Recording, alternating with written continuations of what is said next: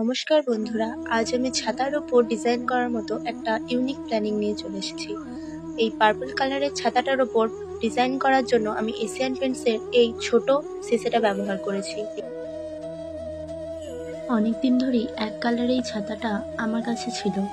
আমার সেরকমভাবে পছন্দ হয়ে না ওঠায় এটাকে ভাবলাম একটু নিজের মতন করে সাজিয়ে তোলা যাক, আর সেই উদ্দেশ্যে আজ কাজে লেগে পড়লাম।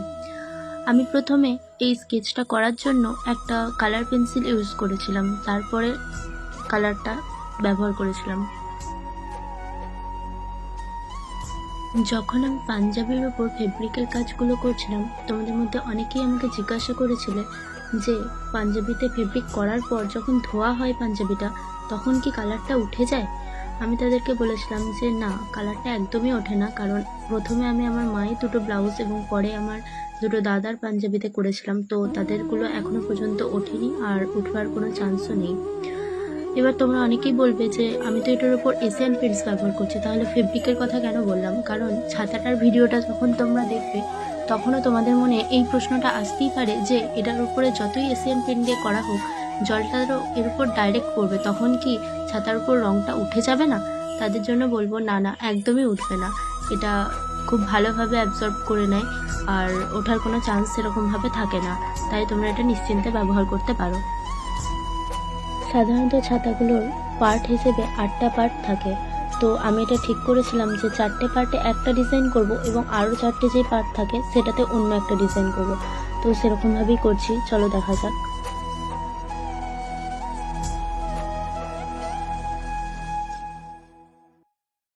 যেহেতু ছাতার উপর ডিজাইনটা এই প্রথমবার আমি করছিলাম, সেহেতু আমার একটু একটু ভয় তো করছিলই, তাই একটু টাইমটাও বেশিক্ষণই লেগেছিল। ভিডিওটা একটা পার্টের পুরোটা আছে, পরবর্তী পার্টগুলো আমি এই একইভাবে করেছি। যদি প্রত্যেকটা পার্টের ভিডিও করতাম তাহলে লেন্থটা অনেক বড় হয়ে যেত, তাই একটা পার্টই করেছি এবং পরবর্তী যে ডিজাইনটা করব তখনের একটা পার্ট আবার তোমাদের সাথে শেয়ার করব। বুঝতে পারছি প্রথম দিকের ভিডিওটা করার সময় আমার ক্যামেরাটা ধরাতে একটু প্রবলেম হয়েছিল, কারণ আমি ঠিকঠাকভাবে বুঝতে পারছিলাম না যে ছবিটা ঠিকঠাক মতো আসছে। তার উপর কালার পেন্সিল দিয়ে স্কেচটা করার সময় খুবই অসুবিধা হচ্ছিল, তাই সেজন্য আমি সব জায়গাটা কালার পেন্সিল দিয়ে স্কেচটা করিনি। যে যে জায়গাগুলো অত্যন্ত অসুবিধা হচ্ছিল শুধুমাত্র সেই জায়গাগুলি কালার পেন্সিল দিয়ে স্কেচটা করেছিলাম, বাকিটা ডাইরেক্ট কালারই। ছাতার উপর কালারটা ডাইরেক্ট ইউজ করেছি ঠিকই, কিন্তু কালারটা একদমই ডাইরেক্ট নয়। কালারটার সঙ্গে তোমরা তারপিন মেশাতে পারো অথবা কেরোসিনও ব্যবহার করতে পারো। আমার কাছে সেই মুহূর্তে তারপিন না থাকায় আমি কেরোসিনই ইউজ করেছিলাম। তো 4টে পার্ট আমার ইতিমধ্যেই কমপ্লিট হয়ে গেছে, তোমাদের সাথে সেই ফটোটাও আমি শেয়ার করেছি। এরপর পরবর্তী যে পার্টটা করব তার ভিডিওটাও দিলাম।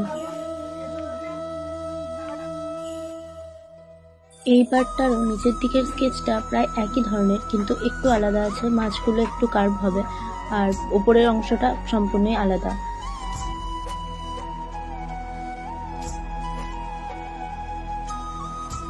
পুরো ছাতাটা কমপ্লিট আমি একদিনে করতে পারিনি, কারণ পড়াশোনার পাশাপাশি আঁকাটা করাটা খুব একটা সহজ ব্যাপার হয়ে ওঠে না সবার জন্য।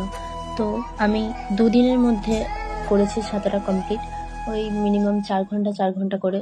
তো বলা যেতেই পারে যে ছাতাটা করতে আমার মোট 8 ঘন্টা টাইম লেগেছে। সাধারণত এতটাও টাইম লাগার কথা নয়, যেহেতু আমি প্রথমবার করছিলাম তাই টাইমটা হয়তো আমার একটু বেশিই লেগেছে।